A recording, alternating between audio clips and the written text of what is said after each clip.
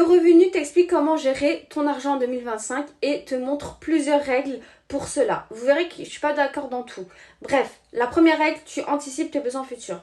Donc, si tu as un projet, acheter un bien, financer des études, préparer ta retraite, plus tu planifies tôt, mieux tu sauras gérer ton argent. La deuxième règle, c'est diversifie tes placements. Bah oui, parce qu'investir dans trois banques, c'est pas diversifié. Je parle de placements genre, tu dois varier entre immobilier, actions, obligations et matières premières. Moi, j'aurais ajouté aussi ETF.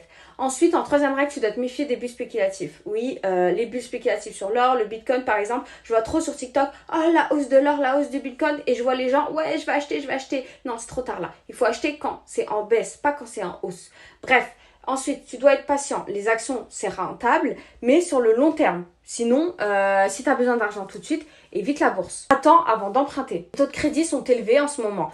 Moi, je suis pas d'accord. Ils te disent d'attendre. Pour moi, c'est trop tard quand tu attends. Vaut mieux que tu payes tout de suite parce que quand tu attends, les prix de l'immobilier, elles augmentent. Et oui, il y a l'inflation.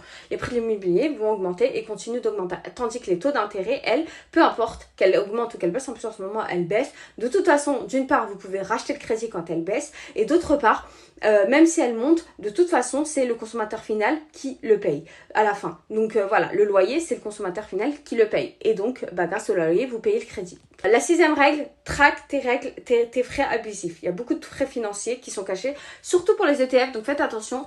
Donc lis bien les contrats et prospectus avant d'investir. La septième règle et la dernière, prends le temps de gérer ton épargne. Tu consacres juste 1 ou 2 heures par semaine pour t'informer de faire les bien meilleurs choix financiers. Et la huitième règle que moi j'ajouterai, abonne-toi à mon compte parce que je te conseille des investissements IMO et bourse et je te dis tout ce que tu dois savoir.